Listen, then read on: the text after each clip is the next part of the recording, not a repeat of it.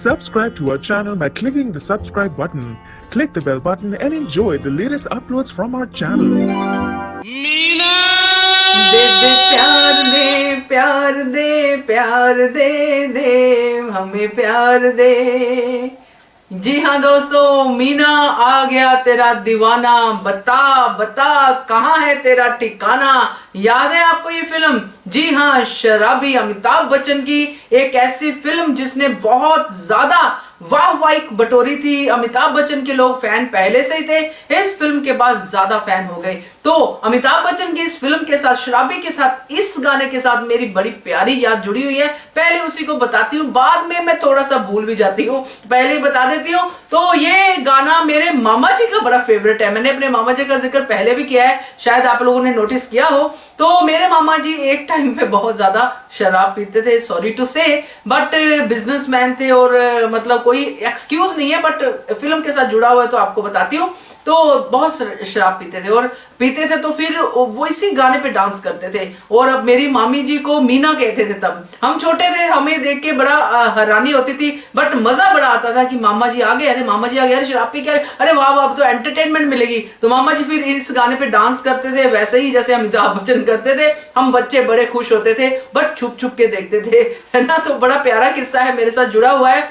अब भी जब भी कोई फंक्शन होता है, अब उनकी एज तो हो चुकी है, बट जब भी हमें लगता है कि उनको थोड़ा सा उनके ठुमके देखने हैं तो ये गाना हम लोग चला देते हैं। तो मामा जी चाहे खड़े ना हो, बैठे रहें, जैसे भी हो, तो वो अपने हाथ वाथ हिला के इस गाने की एंजॉयमेंट का मजा हमें जरूर देते हैं। तो ये है दे दे प्यार दे, मीना आ गया तेरा दीवाना। तो अब हम बात करेंगे इस फिल्म के बारे में जो 1984 को रिलीज हुई थी, मई 1984 को। इस फिल्म से जुड़े हुए कुछ किस्से, कुछ कहानियां, कौन से प्रोग्राम में? फिल्मी बात अंजू के साथ। और चैनल हंग्री स्पिरिट्स को अगर सब्सक्राइब नहीं किया है, कर लीजिए। साथ में दोस्तों बेल आइकन दबाइएगा ताकि आपको हमारे वीडियोस के नोटिफिकेशन मिलते रहे। तो दोस्तों, आपने इस फिल्म में स्पेशली अगर नोट किया हो, नहीं किया तो अभी कीजिएगा। इस फिल्म को देखेंगे तो आपको दिखेगा कि अमिताभ बच्चन अपना लेफ्ट हैंड जेब में रखते थे। उसका कारण क्या था? क्या वो उनका स्टाइल था? नहीं दोस्तों, स्टाइल नहीं था, बट स्टाइल बन गया। हुआ ये था कि 1983 की दिवाली नाइट में उनके हाथ में बर्न हो गया था, हाथ उनका जल गया था और हाथ पे जलने के निशान थे। तो अमिताभ बच्चन नहीं चाहते थे कि उनका जला हुआ हाथ उनकी ऑडियंस देखे, तो उन्होंने ज्यादातर फिल्म में वो हाथ जो है अपनी जेब में डाला हुआ है और वही उनका स्टाइल बन गया। लोगों ने इसी स्टाइल को पसंद करना शुरू कर दिया। है ना इंटरेस्टिंग बात कि हीरो है और हाथ जला है, बट उन्होंने उसको भी यूज किया और अपना स्टाइल बना लिया। तो ये थी अमिताभ बच्चन जी के स्टाइल की बात। और बात करते हैं जब ये फिल्म बन गई, पूरा का पूरा जो प्रोडक्ट था सामने आ गया, ट्रायल्स हो गए, तो अमिताभ बच्चन के रिएक्शन क्या थे फिल्म को लेके? अमिताभ बच्चन साहब खुश नहीं हुए, रिएक्शन उनके अच्छे नहीं थे फिल्म को देख के। उनको लगा कि ये बैकग्राउंड म्यूजिक जो है इतना अच्छा नहीं लग रहा है, इसको चेंज होना चाहिए। बट डायरेक्टर प्रकाश मेहरा थे, जो ऑलरेडी अमिताभ बच्चन के साथ बहुत सारी फिल्में कर चुके हैं और आगे भी की है उन्होंने फिल्में, बट यहाँ पे उनको इतना कॉन्फिडेंस था कि उन्होंने अमिताभ बच्चन की बात को अनसुना कर दिया और एक बिट भी म्यूजिक का चेंज नहीं किया। इस बात से अमिताभ बच्चन की ईगो हर्ट हुई, होनी ही थी, क्योंकि बड़े हीरो हैं और उस टाइम पे बहुत ही डिमांड में थे कि मेरे कहने पे इतना भी इसने नहीं किया, इतना कॉन्फिडेंस। तो कह सकते हैं दोस्तों कि यहां से प्रकाश मेहरा और अमिताभ बच्चन के बीच में एक दरार बढ़ती हुई दिखाई दी पूरी इंडस्ट्री को। तो ये जो बातें होती हैं सेलिब्रिटीज की, वो उन तक नहीं रहती हैं, चर्चा का विषय बाहर बन जाती है, क्योंकि मीडिया तक ये बातें पहुंचती हैं तो सब तक पहुंच जाती हैं। तो ये एक किस्सा था जब फिल्म कंप्लीट हुई थी उसके बाद का। अब बात करते हैं, क्योंकि फिल्म इतनी चर्चा में थी, एक तो शराबी की भूमिका उस टाइम पे जब शराबियों को ज्यादा अच्छा नहीं समझते थे, शराब पीना बुरा समझते थे। आजकल तो कोई पार्टी शराब के बिना होती ही नहीं है ना। हम लोग देखते हैं ना कि लोग कहते हैं अरे यार इसको अवॉइड करो, ऐसे लोग हैं। खास करके फिल्म इंडस्ट्री में, बिजनेस, कॉर्पोरेट ऑफिस में ऐसे जगह पे होता है। अच्छी चीज नहीं है, जिस चीज को भी लो आप कंट्रोल में लो, आपको कोई भी चीज आपके ऊपर हावी नहीं होनी चाहिए, चाहे कोई भी एडिक्शन है। तो ये मेरा कहना है, बट एंजॉय करने के लिए कभी कभार होता है, ठीक है। बट जिस तरह से शराबी इस फिल्म में अमिताभ बच्चन को दिखाया गया है, उस तरह के शराबी से जो एक और डायरेक्टर थे मनमोहन देसाई, उनको बड़ा एतराज था। उन्होंने सबसे पहले तो इस बात पे पूरा कटाक्ष किया प्रकाश मेहरा साहब को, जो इस फिल्म के डायरेक्टर थे, उन्होंने कहा कि प्रकाश मेहरा साहब ने शराबी बनाई है। तो एक उन्होंने बात जो कह दी जो उनको दिल को लगी प्रकाश मेहरा के, तो मनमोहन देसाई क्या कहते हैं कि एक शराबी ही शराबी बना सकता है, मर्द ने तो मर्द ही बनाई है, यानी कि उन्होंने मर्द बनाई है तो अपने आप को उन्होंने मर्द कहा। ये बात प्रकाश मेहरा साहब को बिल्कुल भी अच्छी नहीं लगी। उन्होंने भी बात कहनी थी, अब आर्ग्यूमेंट है तो आर्ग्यूमेंट तो होते ही है। तो उन्होंने कहा कि भाई एक कुली ही ऐसी स्टेटमेंट दे सकता है, क्योंकि कुली फिल्म भी थी मनमोहन देसाई की। तो इनके बीच में जो तानेबाजी है वो चलती रही, मगर एक चीज जो मनमोहन देसाई ने कही बिना समझे हुए और लोगों को उस तरफ ज्यादा अट्रैक्ट करने की कोशिश की, वो मैं आपको बताती हूँ। उन्होंने कहा कि प्रकाश मेहरा इस फिल्म को बना के लोगों को क्या लेसन देना चाहते हैं, क्या एडवाइस दे रहे हैं इस फिल्म के जरिए, कि एक शराबी बेटा जो अपने फादर के पैसे पे ऐश करता है, फिर उसी फादर को वो पब्लिक में जलील करता है। तो मैं इस बात से बिल्कुल भी सहमत नहीं हूं, तब भी मुझे पता चलती तब भी ना सहमत होती, क्योंकि फिल्म का थीम ये नहीं था। फिल्म का थीम था बच्चों की परवरिश के ऊपर, कि फादर की कितनी जरूरत होती है बच्चों की, और जब फादर अवेलेबल नहीं होते हैं, पैसा कमाने में बिजी होते हैं, तब एक ऐसा शख्स जिसका रोल ओम प्रकाश ने निभाया था, मुंशी जी, वो उनकी फादर फिगर बन जाते हैं, जिनके क्रिमेशन पे अमिताभ बच्चन साहब एक्चुअली बहुत ज्यादा रोए थे। तो उस टाइम पे ये बहुत जरूरी है समझना कि आप दुश्मनी में या खुंदस में ऐसे मैसेजेस आप लोगों तक मत पहुंचाए जो फिल्म का मेन थीम है ही नहीं। तो ये मुझे लगा कि आपसे शेयर करना चाहिए। वो कहीं ऑफ ट्रैक चले गए गुस्से में मनमोहन देसाई साहब, मगर अभी मुझे लगता है कि मुझे ये बात क्लियर करनी चाहिए जो मैं समझती हूँ उसके हिसाब से। तो ये था। और दोस्तों आपको जैसे मैंने पहले ही बताया कि अमिताभ बच्चन साहब के हाथ में चोट लगी हुई थी, जला हुआ था हाथ। तो आपको याद होगा एक सीन, एक गाना बेसिकली, मुझे 9 लाख मांगा दे रे ओ सैया दीवाने।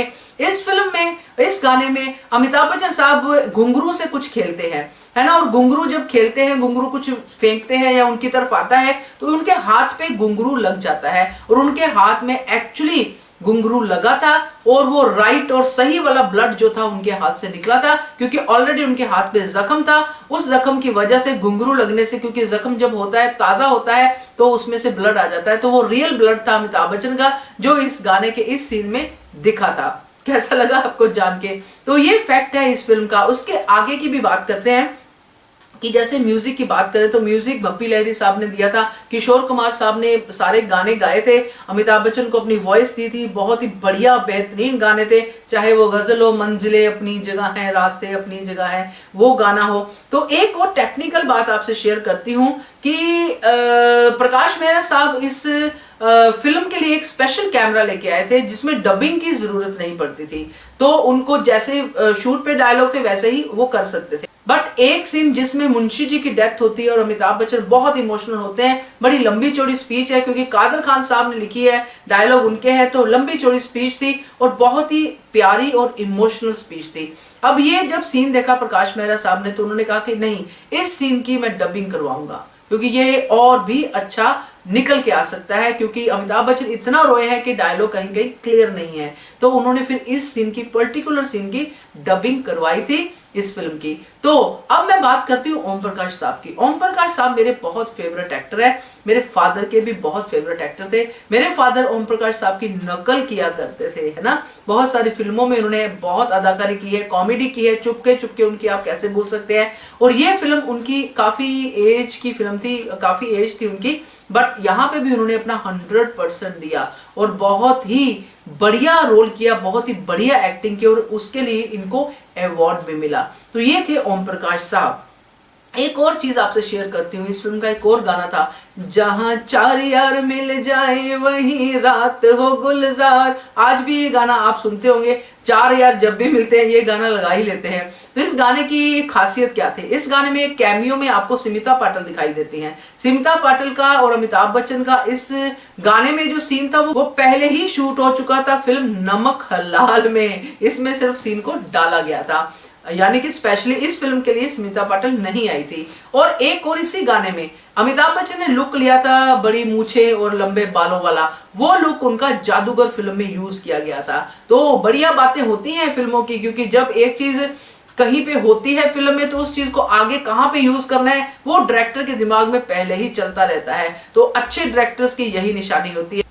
तो इस फिल्म की जो हीरोइन जया प्रदा है उनको हम कैसे भूल सकते। जया प्रदा की अगर बात करें दोस्तों, तो जया प्रदा ने इस फिल्म में बहुत ही अच्छा अपना एक्टिंग का स्किल दिखाया, अपनी डांसिंग का स्किल दिखाया, बहुत ही बढ़िया उन्होंने काम किया। और सब लोग जो भी डायरेक्टर से लेके एक्टर्स तक और जो भी वहां पे थे सब उनकी तारीफ करते थकते नहीं थे कि कितना अच्छा ये प्ले कर रही हैं। तो जया प्रदा काफी फेवरेट थी सब लोगों की जो सेट पे थे और ऑडियंस की भी जिन्होंने ये फिल्म देखी। ओम प्रकाश साहब की बात मैंने आपसे शेयर की है। और अब बात करते हैं प्राण साहब के। प्राण साहब ने भी इस फिल्म में अपना रोल बाखूबी निभाया अमिताभ बच्चन के फादर के कैरेक्टर में। तो पॉजिटिव रोल था बट कहीं कहीं नेगेटिव दिखा, क्योंकि शुरू में वो नेगेटिव थे, बाद में एंड में जाके पॉजिटिव हुए जब उनको समझ में आ गई कि पैसा सब कुछ नहीं होता है। तो प्राण साहब तो वैसे ही बहुत ही बेहतरीन एक्टर है और बहुत ही डाउन टू अर्थ है। इनके किस्से हम बहुत बार सुन चुके हैं कि कैसे कितने हेल्पफुल है। तो ये प्राण साहब का था। तो टोटलिटी में अगर बात करें तो फिल्म की जो टीम थी वो इतनी ज्यादा